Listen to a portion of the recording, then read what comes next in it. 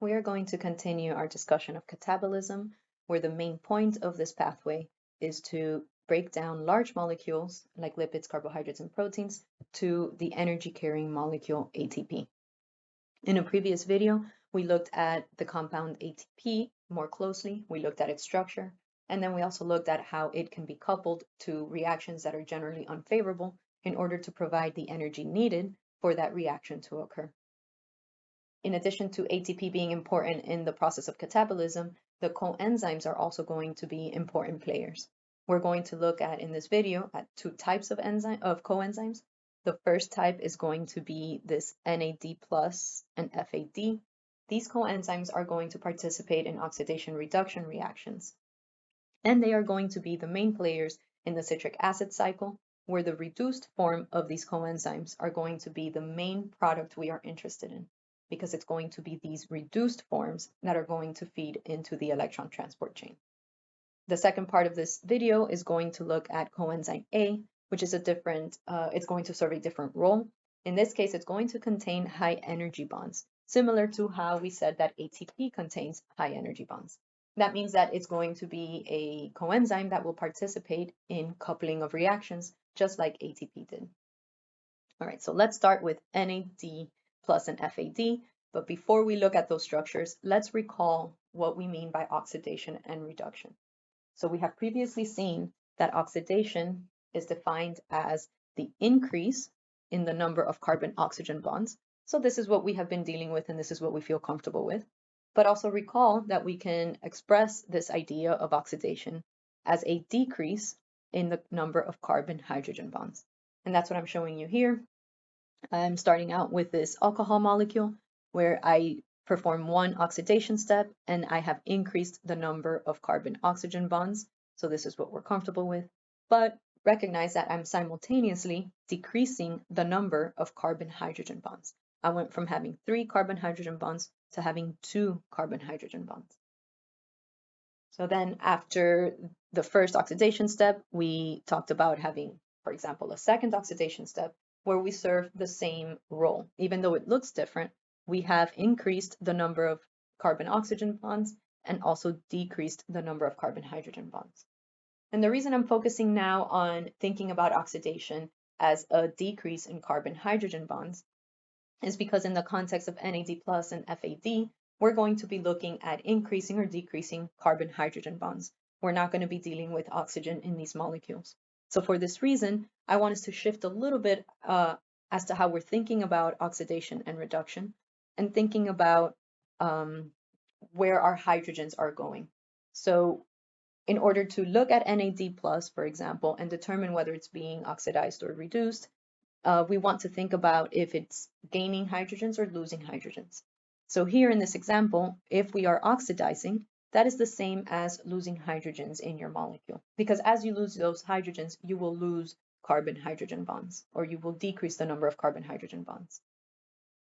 So reduction is going to be gaining those hydrogens, because if you are going to gain hydrogens on your molecule, on your compound, you are probably going to increase those carbon-hydrogen bonds, the number of carbon-hydrogen bonds. So that is the context that we are going to be looking at oxidation here. It'll be mostly looking at carbon-hydrogen bonds. All right, so let's start with our first coenzyme. This is going to be the coenzyme NAD+. That those letters stands for nicotinamide adenine dinucleotide. Okay. And NAD+ is going to be an oxidizing agent, and we're going to look at why that is the case. So here what I'm showing you is the structure of NAD+. NAD is going to have this adenine nucleotide here. It's also going to have this ribose. So this region of this molecule is really similar to ATP. Okay? And we're going to see that FAD and even coenzyme A is going to have this type of substituent, sometimes with some small modifications. All right, so we have our adenine, we have our ribose sugar, and then we have these phosphate groups. Again, this is very similar to what we saw with ATP. But now instead of having a third phosphate group here, we have a different substituent. And this is the nicotinamide substituent here. Okay, so we see that we have another ribose type of sugar here, and then this substituent. This is going to be the one that is going to accept those hydrogens. So when we start with NAD+, the reason it's a plus is because in this form it contains a positive charge here on this nitrogen. So what we're going to see is that this molecule can gain 2 protons and 2 electrons. We're not going to be too concerned about the specifics of this reaction in this class. That is beyond the scope. But the point here is that when these two are added, you are going to basically break this bond here. The double bonds in your ring will rearrange. You now have double bonds here. And now you have a carbon-hydrogen bond that was created, right? And that positive charge has been removed. And then as a byproduct, you'll also produce protons. Okay? So in this reaction, the main point to take from here is that NAD+ can create a new carbon-hydrogen bond, which is now shown here with an H in the name. Okay, so NADH is telling you that your NAD+ molecule has accepted a hydrogen to create a new carbon-hydrogen bond. So because we have increased the number of carbon-hydrogen bonds, that means we have reduced NAD+. So this reaction shown here is a reduction of NAD+. Now, since NAD+ is being reduced, that means that NAD+ was acting as an oxidizing agent, meaning that in order for it to get that hydrogen had to come from a different compound. It had to come from somewhere. So this NAD+ removed the hydrogen from another compound. That means that that other compound lost a carbon-hydrogen bond. Therefore, the other compound was oxidized. That's why we refer to NAD+ as an oxidizing agent, because it is oxidizing another compound. In the process, it is itself becoming reduced. So when NAD+ becomes NADH, now this form, NADH, is now a reducing agent. What this means is that NADH now has a hydrogen that it can give to another compound in order to reduce that other compound, okay? And in the process, if it's doing that, then we're just going in the reverse direction, where this NADH is going to give up that hydrogen to become NAD+. So when NADH gives up its hydrogen, it is acting as a reducing agent because it's reducing the other compound, while it itself becomes NAD+, meaning it becomes oxidized, meaning it has lost carbon-hydrogen bonds. Okay, let's look at that in a chemical reaction. Okay, so in this reaction, we have the compound isocitrate, and this one is being oxidized to oxalosuccinate.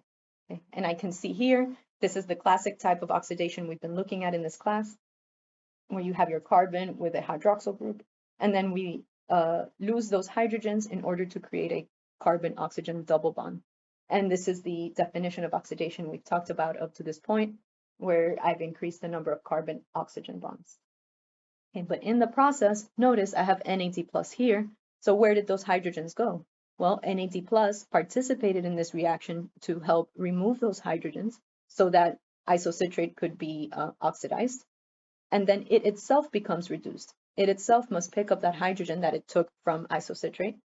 And then in that process, it becomes reduced. So what this means is that NAD+ behaved as an oxidizing agent because it was able to oxidize isocitrate. A note here that these curved arrows are going to be used to emphasize the fact that NAD+ is just going to be a coenzyme. Really what we are interested in biochemical reactions is often just the organic substrate that is being converted. All right. Now let's look at FAD. We're going to see that its role is going to be pretty much the same as NAD+. So coenzyme FAD, that stands for flavin adenine dinucleotide. And it's also going to be an oxidizing agent, just like NAD+ was an oxidizing agent. It's going to follow the same idea. It's just going to look a little different, but it is still going to accept those 2 protons and 2 electrons. It's just the substituent on the molecule is going to look different. So we still have the adenine, we still have this ribose sugar, and we still have these 2 phosphate groups. Again, these were all the same to NAD+, and it's very similar to ATP. But then here we have a different substituent, which is the flavin substituent. So if we look at FAD in this state, this is going to be its oxidized state because FAD can pick up 2 hydrogens. So some double bonds are broken, and then we are making new hydrogen bonds here.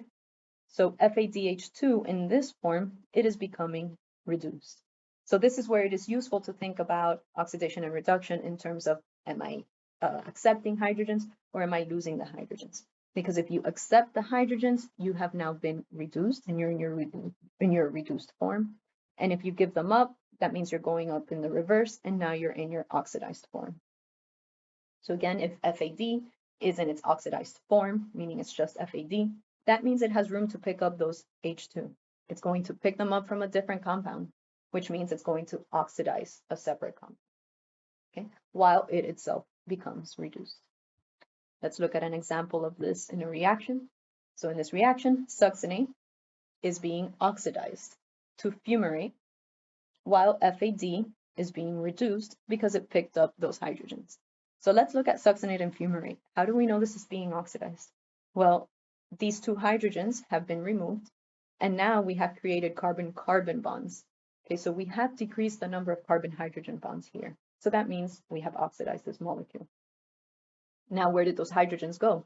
Well, FAD, because it was acting as an oxidizing agent, that means that it picked up the two hydrogens in order to become reduced. So recognize that this here, this is the reduced form of FADH2. So again, the role of these coenzymes is just to take or give the hydrogens depending on what the reaction is. All right, so let's apply this knowledge. So we need to draw a product that could form when 6-hydroxy-2-heptanone, which is the given molecule here, when we treat it with each of the following coenzymes. So let's start with first A. Actually, let's first decide what it is that each one of these is doing. So NAD+, that means that NAD+ is in its oxidized form. It's going to act as an oxidizing agent because NAD+ can accept a hydrogen. So this means that it's going to behave as an oxidizing agent. FAD, well, FAD can become FADH2. It's accepting hydrogens. So that means that it will act as an oxidizing agent. NADH, well, NADH has that hydrogen that it can give in order to reduce the other compound. So that means this is going to function as a reducing agent. All right, so let's look at this. So first, this is A. Now I'm going to add NAD+. So this is going to be NAD+. So if NAD+ reacts with 6-hydroxy-2-heptanone, all I am saying is that NAD+ is going to oxidize 6-hydroxy-2-heptanone. So we know what oxidation is. We know that in oxidation, this hydrogen will be removed. There's another hydrogen here that's implied that will also be removed, and that will allow a double bond to happen here, increasing the number of carbon-oxygen bonds. So what this means is that NAD+ will just be an oxidizing agent, as we have seen before in this course. And so 1, 2, 3, 4, 5, 6, 7, I have 7 carbons, 1, 2, 3, 4, 5, 6, 7. And then I'm going to have a double bonded oxygen there and another one here. So that means that if I oxidized my molecule, that means NAD+ became reduced, NADH. And then there is a proton that is also released. So to be complete, I will draw in all of the species. Okay, so now for B, we are looking at FAD. FAD is going to do the exact same thing that NAD+ did. So here, I'm going to write. So here, it is going to serve the exact same process. So what this means is that that OH group is going to be oxidized because FAD in that form is an oxidizing agent. So that means 1, 2, 3, 4, 5, 6, 7. That means this alcohol is going to get oxidized, and this becomes FADH2. Okay, because FAD picked up the two hydrogens. All right, lastly, we are looking at NADH. So really, what we're doing here is we are going in the reverse direction here, where NADH is now going to become NAD+. So what this means is that NADH is going to give up its hydrogen to 6-hydroxy-2-heptanone. Well, can this molecule be reduced?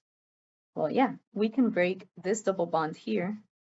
We can break this double bond, which will open up space to attach a hydrogen here and then a hydrogen there.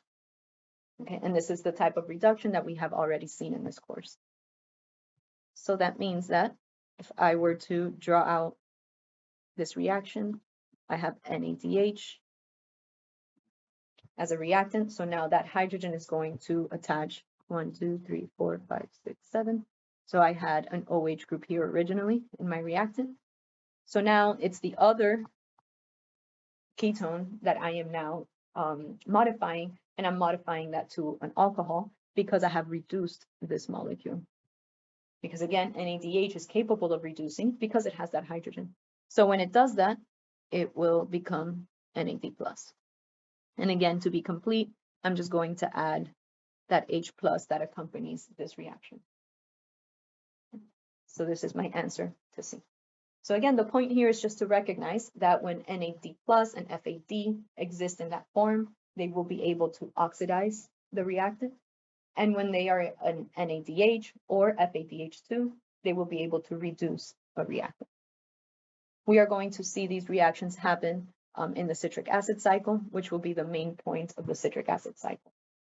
So here, what I want you to focus on here is that the reduced coenzymes that are being produced in the citric acid cycle, this is going to be the main point. It's going to be these forms of those coenzymes that are being produced in the citric acid cycle.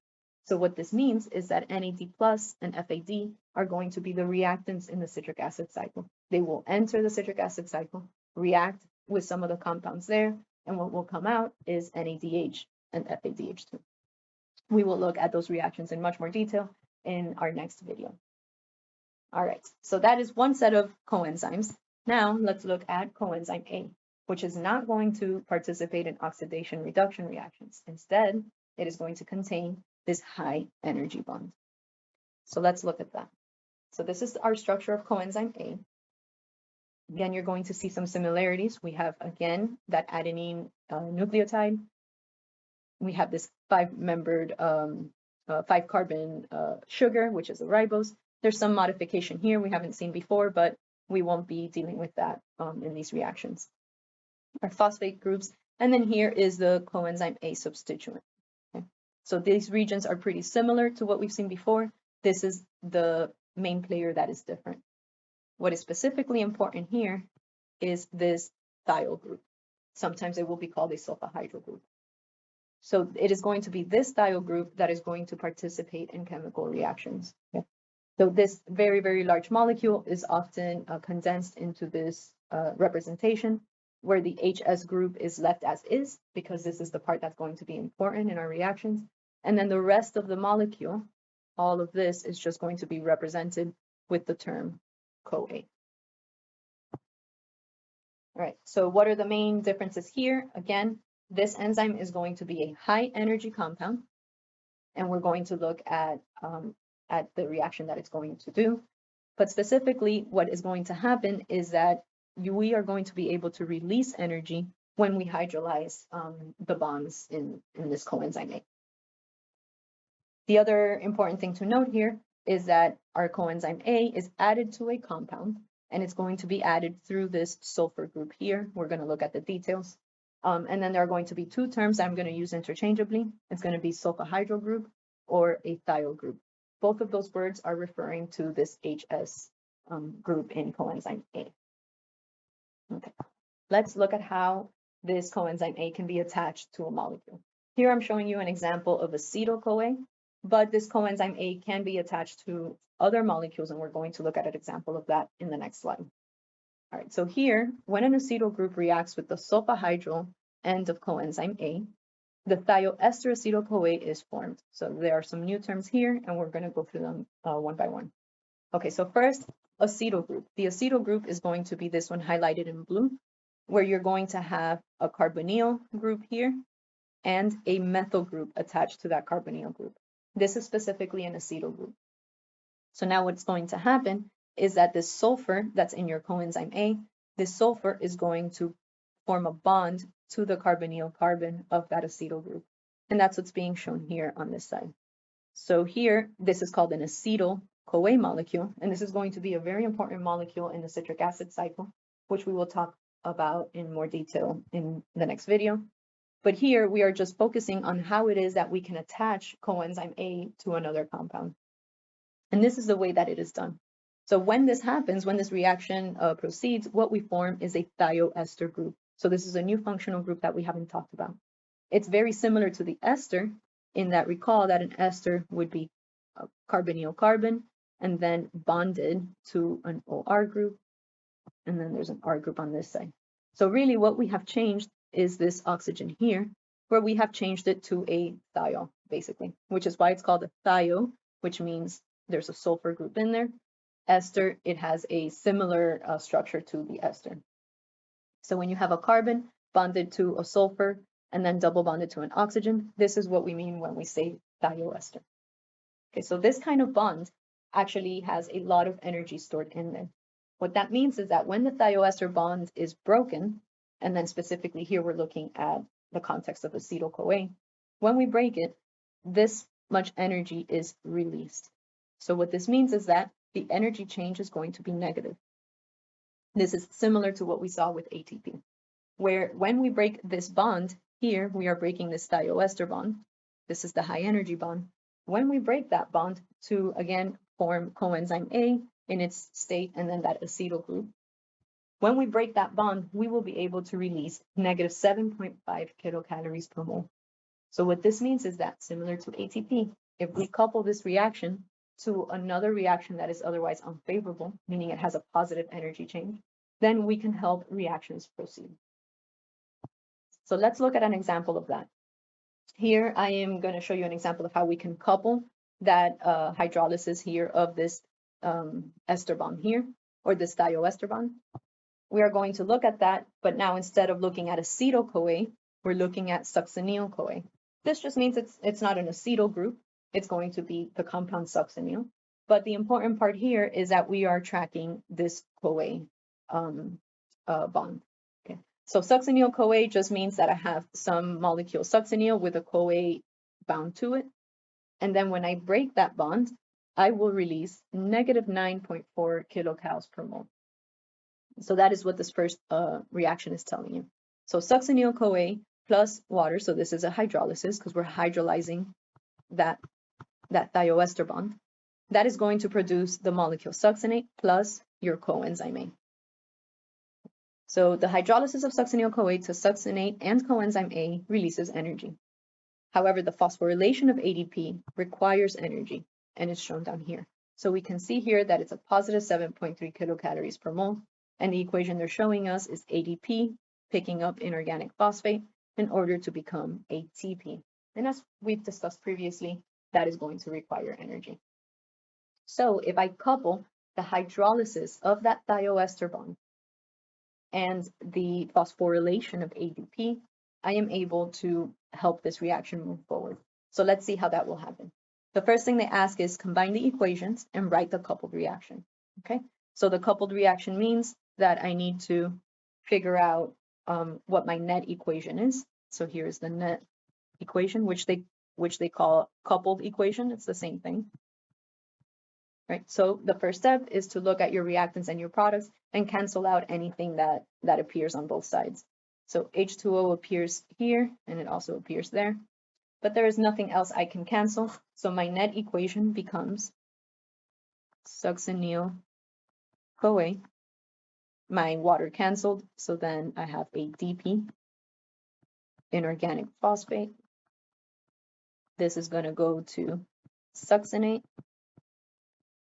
plus my coenzyme A, which is now in its thiol form, and ATP. So you can see that we went from having ADP here to now having produced ATP. Now let's see if this reaction is actually favorable. So we will add plus 7.3 minus 9.4, and this is going to give us negative 2.9 kilocalories per mole. Okay. So the fact that this is negative, it is telling us that this is going to be a favorable reaction because my energy change is negative, meaning that the net equation, when that net reaction occurs, I will have an overall release of energy. So we combine the two and we couple the reaction. So this is the answer to A. And then the answer to B is this here. Why is this coupled reaction energetically favorable? Yes, it is favorable because the net energy change is negative, meaning we are releasing energy. And when we release energy, this is the definition of a favorable reaction. Change is negative. So this is a way that we can couple the hydrolysis of a thioester bond with coenzyme A in particular. This is how we can couple that hydrolysis with some reaction that is unfavorable in order to help that reaction move forward. Okay. So in summary, we have covered the important molecules in catabolism, which include ATP that we covered in a previous video, where we looked at its structure and how we can couple it to reactions to help them proceed. And then here we talked about two important classes of coenzymes involved in catabolism. One of them is going to be these oxidizing and reducing agents, which are specifically NAD+ and FAD. NAD+ is the oxidized form, NADH is the reduced form. So it's going to be these forms here that are going to be the products of my citric acid cycle. We also looked at coenzyme A, which is going to be a very important player in this acetyl-CoA molecule, which is going to be the molecule that enters the citric acid cycle and starts one turn in the cycle. So in the next video, we are going to look more deeply into exactly what is happening in all of these reactions here in the citric acid cycle that are not shown here, so that we can track what NAD+ and FAD are doing and how coenzyme A is also going to be used in order to help reactions proceed.